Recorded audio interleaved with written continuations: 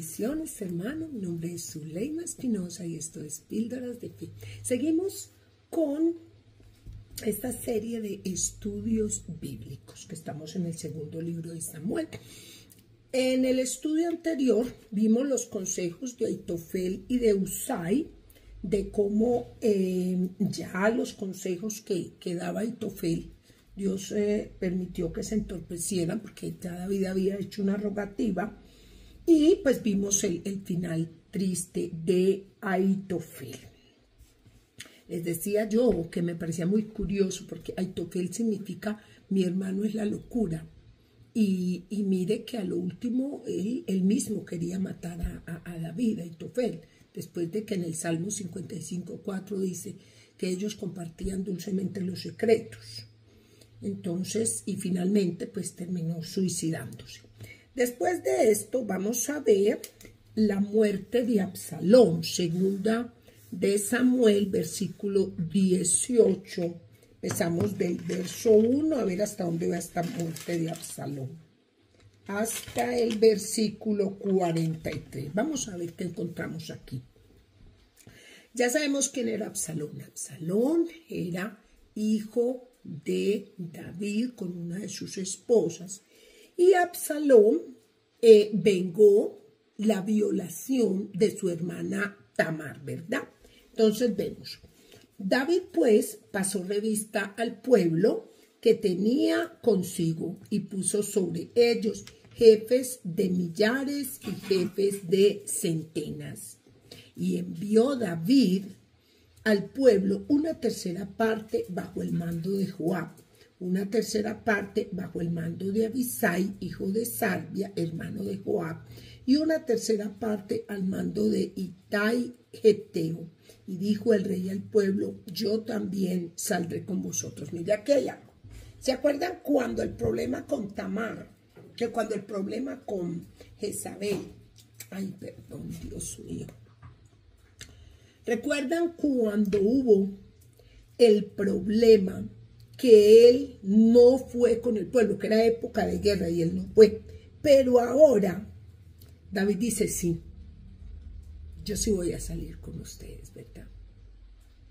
Y fuera de eso, vemos que los jefes que ellos puso eran familia de él también, eran hijos de sus hermanas, eran sobrinos de él. Entonces, él se armó con su gente y se fue. Mas el pueblo dijo, no, David, no saldrás, porque nosotros huyeremos, no harán caso de nosotros, y aunque la mitad de nosotros muera, no harán caso de nosotros, mas tú ahora vales tanto como 10,000 de nosotros, era el objetivo. Será pues mejor que tú nos des ayuda desde la ciudad, dijo el pueblo.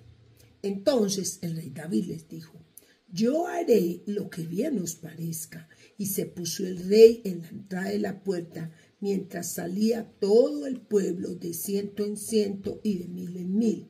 Y el rey mandó a Joab, a Abisai y a Itai, diciendo, tratad benignamente por amor de mí al joven Absalón. Mire, es que eso debió haber sido muy triste, hermano, es que era su hijo.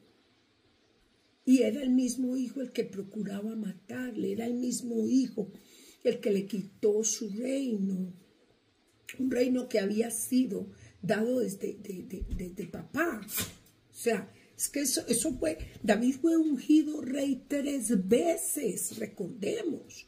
Entonces, si él fue ungido 3 veces, ¿cómo su hijo quería usurparle ese puesto a él? Mire, recordemos, David fue ungido por el profeta Samuel cuando tenía como 12 años, más o menos, que era la edad que se supone, según lo que en otro estudio está eso.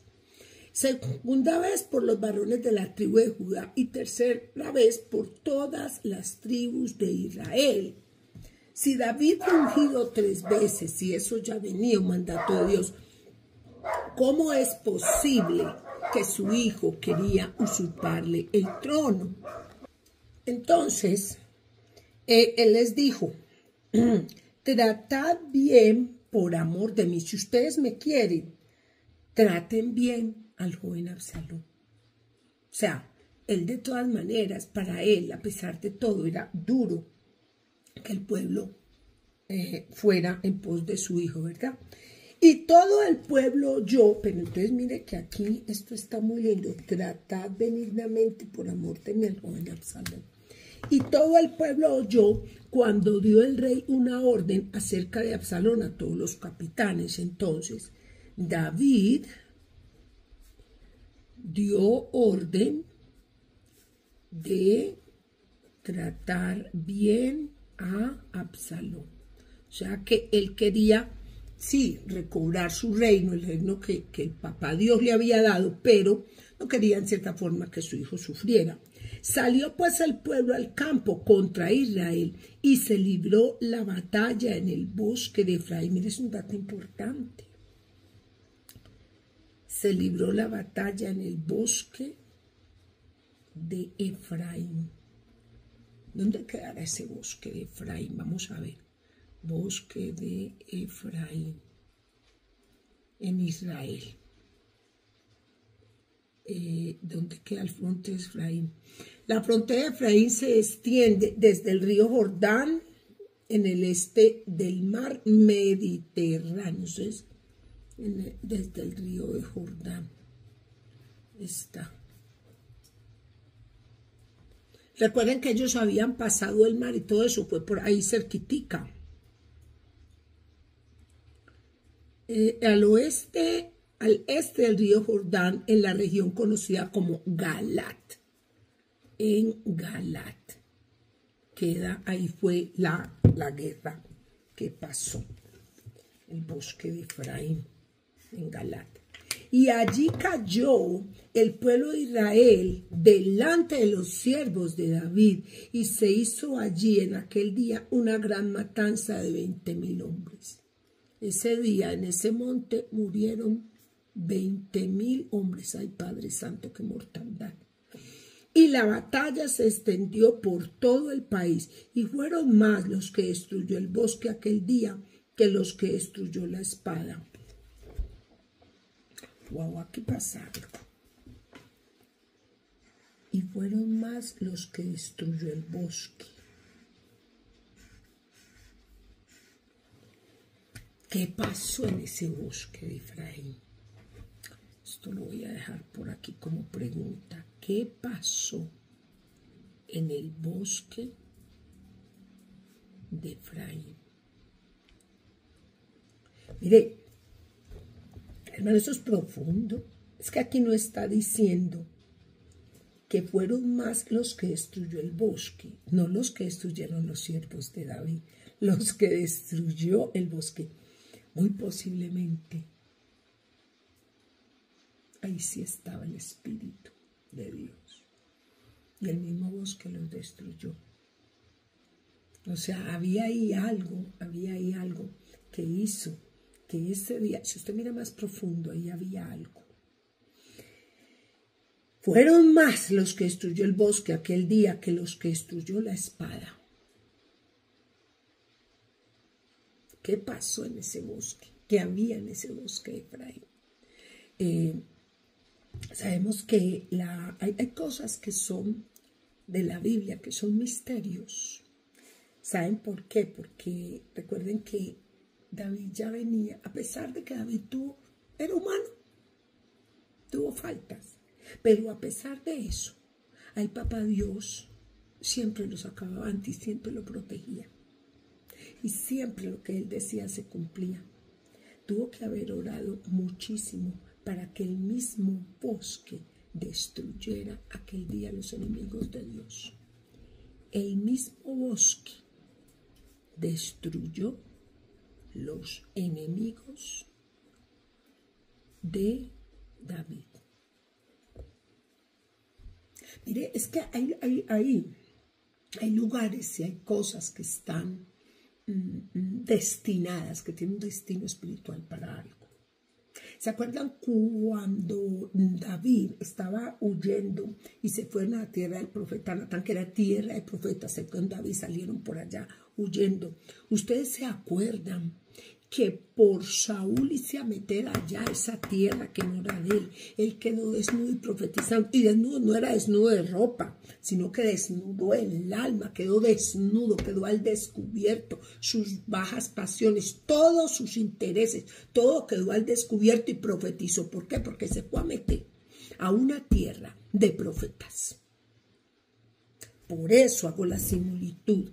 Si el bosque de Efraín destruyó aquel día a 20,000 hombres, fue porque estos hombres se metieron donde no se tenían que meter y porque este lugar ya tenía algo asignado para la victoria. Ay, amén, bendito Dios. Siento yo la presencia aquí, mire, eso fue lo que pasó. Ese lugar ya estaba asignado. Hermano, es que Dios no es un Dios natural. Dios es sobrenatural.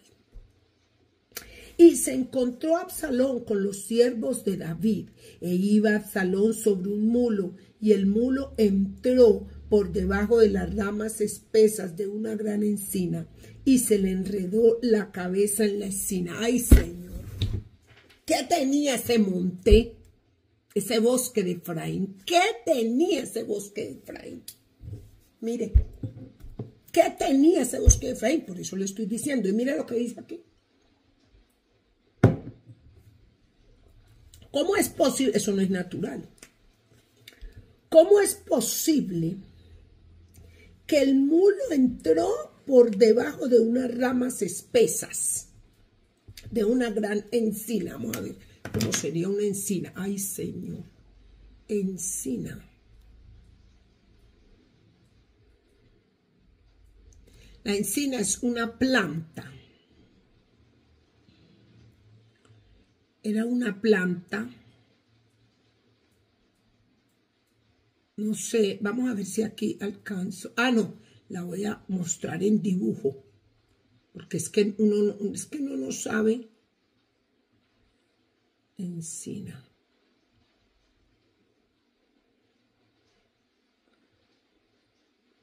Miren una encina aquí. Miren una encina. Era un árbol. Entonces, dice aquí la palabra que el mulo entró por debajo de las ramas de la encina y Absalón quedó suspendido entre el cielo y la tierra. Y el mulo pasó adelante. Ay, Señor. Mire, esto no es natural. Esto no es natural. Mire, ¿cómo? Pero es que él estaba ¿dónde? ¿Dónde estaban ellos? En el bosque de Efraín. Algo pasó, algo sobrenatural tenía ese bosque de Efraín, hermano. Eso no fue así. Dice, y se le enredó la cabeza en la encina, y Absalón quedó suspendido entre el cielo y la tierra, y el mulo que iba pasó adelante. Ay, santo Dios. Viéndolo uno, hablizó a Joab diciendo, he aquí que he visto a Absalón colgado en una encina. Y Joab respondió al hombre que le da la nueva, y viéndolo tú, ¿por qué no le mataste? Luego allí echándole a tierra, me hubiera placido darte 10 siclos de plata y un talabarte. O sea, pero mire, ¿por qué Joab,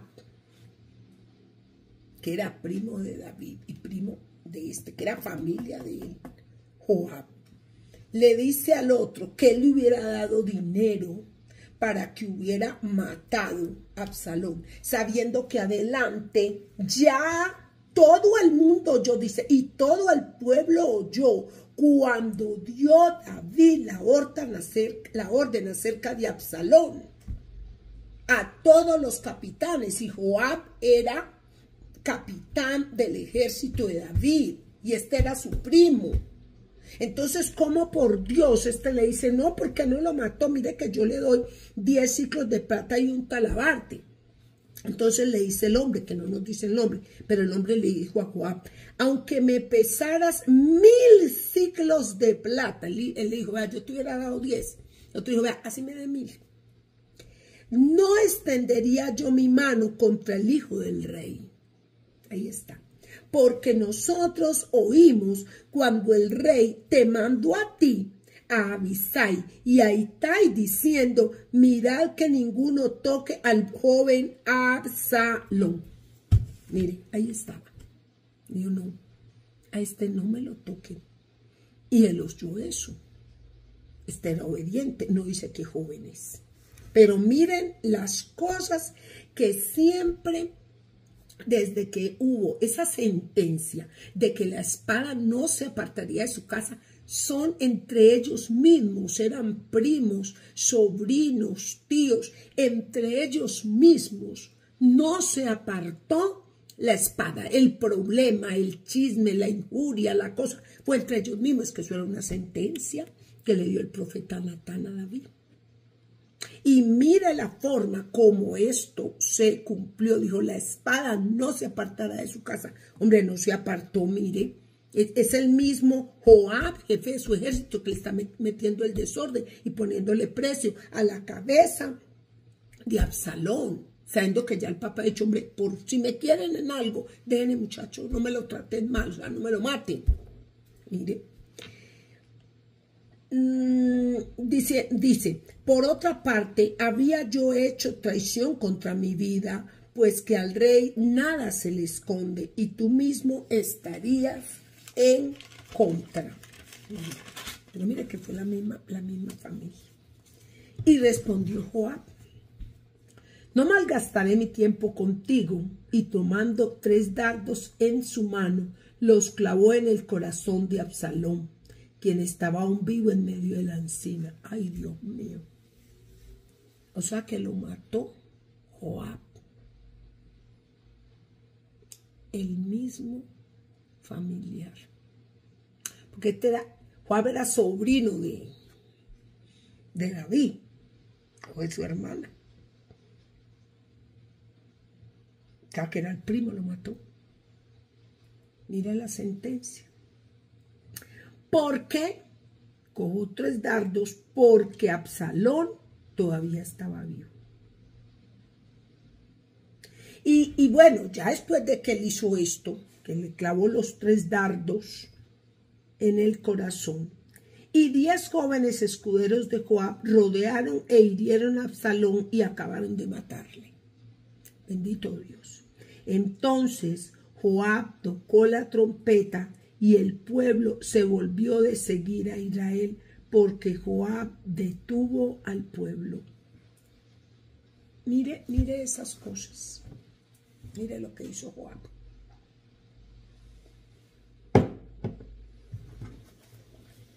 Tomando después a Absalón, le echaron en un gran hoyo en el bosque y levantaron sobre él un montón muy grande de piedras, y todo Israel huyó cada uno a su tienda. Ay, Dios mío. Pero como ahí no está el papá, David no fue. Le dijo, no vaya, que es que usted vale mucho. Y entonces, David no fue. De pronto sí, David, yo digo que David se quedó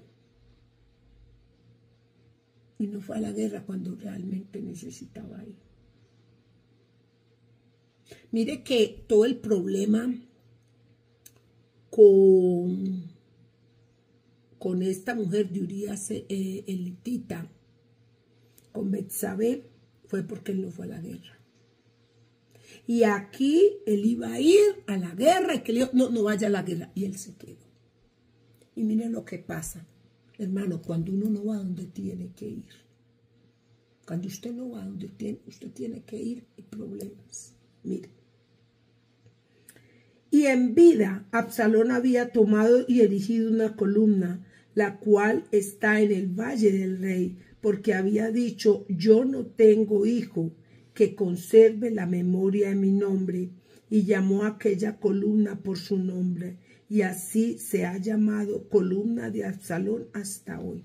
O sea que Absalón no tuvo hijos. Absalón no tuvo hijos. Entonces Ahimaas, hijo de Sadoc, dijo: correré ahora y daré al rey las nuevas de que Jehová ha defendido su causa de la mano de sus enemigos. Hizo la pregunta. Y le dijo Joab: mire pues, Joab, las cosas mal hechas de Joab. Hoy no llevarás las nuevas, las llevarás otro día. No darás hoy la nueva, porque el hijo del rey ha muerto. Y Joab dijo a un etíope: ve tú y di al rey lo que has visto. Y el etíope hizo referencia ante Joab y corrió. Mire, ¿por qué él no quiso? Ay, Dios mío. ¿Por qué Joab no quiso que fuera uno del ejército a contarle? ¿Por qué mandó al etíope? Porque sabía. Vea, ustedes recuerdan cuando la muerte de Saúl, que fue un joven por allá, ellos a ver, yo veo qué pasa con los etíopes en la Biblia. Ay, Dios mío, etíopes en la Biblia. Vamos a ver. En la Biblia se menciona a los etíopes en el encuentro entre Felipe y el eunuco. Sí.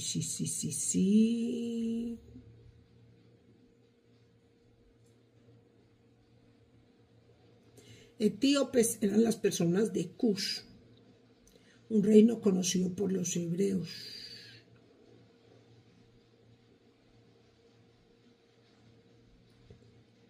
Los etíopes son parte de la historia bíblica como un pueblo significativo con el que Israel interactúa en tiempos de guerra y comercio, y de forma especial a través de la figura del eunuco etíope que recibe el evangelio. Esto fue ya en el Nuevo Testamento.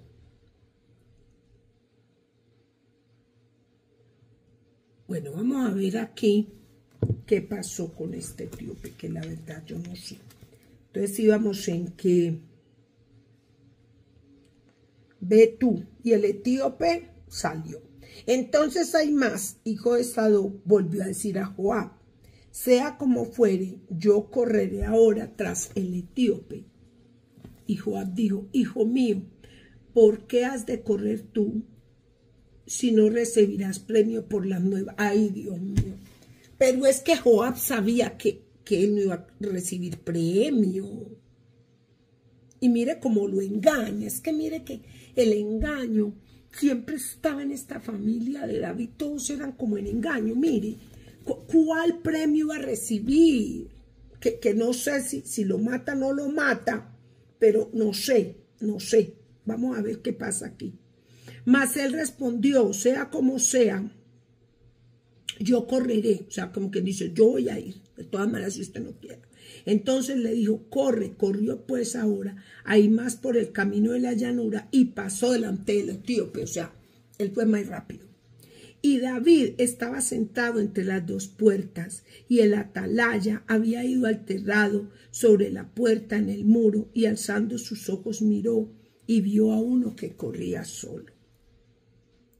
El atalaya, los atalayas eran los que estaban ahí arriba mirando, pues que cuidaban las ciudades. Dio luego voces y lo hizo saber al rey. Y el rey dijo: si viene solo, buenas nuevas trae. En tanto que él venía acercándose, vio el atalaya a otro que corría, y dio voces el atalaya al portero diciendo: he aquí otro hombre que corre solo.